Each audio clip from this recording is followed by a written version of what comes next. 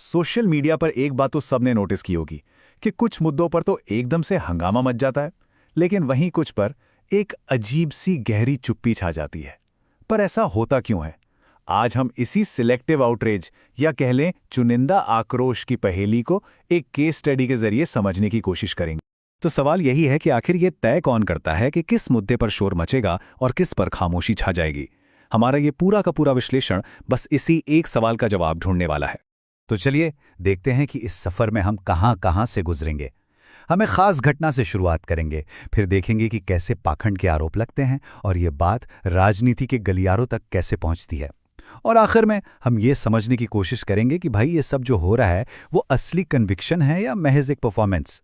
तो हर कहानी की एक शुरुआत होती है ना? इस पूरी बहस की शुरुआत भी एक खास घटना से हुई।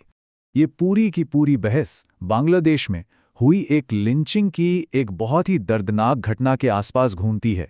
और असल में इसी घटना पर जो अलग अलग रिएक्शंस आए, वहीं से ये पूरा विश्लेषण निकलकर सामने आता है।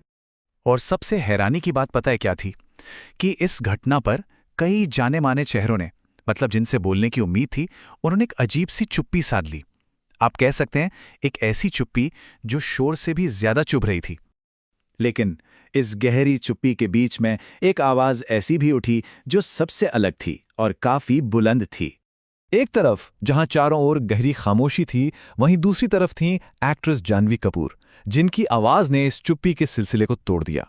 और ये सिर्फ कोई ऐसा वैसा बयान नहीं था, इसमें बर्बर और नरसंहार जैसे बहुत ही स्ट्रॉन्ग शब्दों का इस्तेमाल हुआ था, जो साफ साफ दिखा रहे थे कि घटना कितनी ज्यादा भयानक थी। तो इस एक कदम की तारीफ क्यों हुई? इसके पीछे 3 बड़ी वजहें बताई गईं। पहली, इसने चुप्पी की दीवार तोड़ी। दूसरी, इसने जो लोग चुप थे उनके पाखंड पर सवाल खड़ा किया। और तीसरी, इसने एक ऐसे मुश्किल टॉपिक पर आवाज उठाई जिस पर बोलने से अक्सर लोग बचते हैं। अब यहां से कहानी एक तीखा मोड़ लेती है, क्योंकि अब निशाने पर एक जाने माने इन्फ्लुएंसर आते हैं जिन पर सीधे सीधे सवाल उठाए जाते हैं। जी हां, यहां सीधे तौर पर इन्फ्लुएंसर ध्रुव राठी का नाम लिया जाता है और उन पर यह आरोप लगता है कि वो सिर्फ चुनिंदा मुद्दों पर ही बोलते हैं। तो आरोप क्या है? आरोप ये है कि देखिए, जब बांग्लादेश की इकोनॉमी की बात आई तो उसकी तारीफ की गई, लेकिन जब वहां हिंदुओं के खिलाफ हिंसा की बात हुई तो चुप्पी। और वहीं दूसरी तरफ बॉलीवुड गॉसिप जैसे टॉपिक्स पर जमकर बोला गया। यही नहीं, एक और दावा भी सामने रखा गया, ये कि जानवी कपूर की तस्वीर वाला एक वीडियो थंबनेल बैकलैश यानी आलोचना के बाद बदल दिया गया और इसे भी सिलेक्टिव आउटरीच का एक और सबूत माना गया। लेकिन रुकिए, ये मामला सिर्फ सेलिब्रिटीज और इन्फ्लुएंसर्स तक ही नहीं रुका। अब इसका दायरा बढ़ता है और बात पहुंचती है राजनीति तक। सोर्स का तर्क यह है कि जो पैटर्न हमें सेलिब्रिटी कल्चर में दिख रहा है, ठीक वैसा ही कुछ राजनीति में भी नजर आता है। मतलब जहां बयान और स्टैंड अक्सर समय और सुविधा के हिसाब से बदल जाते हैं। और यहां एक बहुत ही दिलचस्प कॉन्ट्रडिक्शन, एक विरोधाभास दिखाया गया। एक तरफ तो CAA, NRC जैसे कानूनों का विरोध था, जो कि पड़ोसी देशों के अल्पसंख्यकों से ही जुड़े थे, और वहीं दूसरी तरफ अब बांग्लादेश में हिंदुओं की हालत पर चिंता जताई जा रही है। तो इसी बदलाव को एक विरोधाभास की तरह देखा जा रहा है। और सवाल ये उठता है कि भाई, जो चिंता आज दिखाई जा रही है वो पहले कहां थी, पहले क्यों नहीं थी?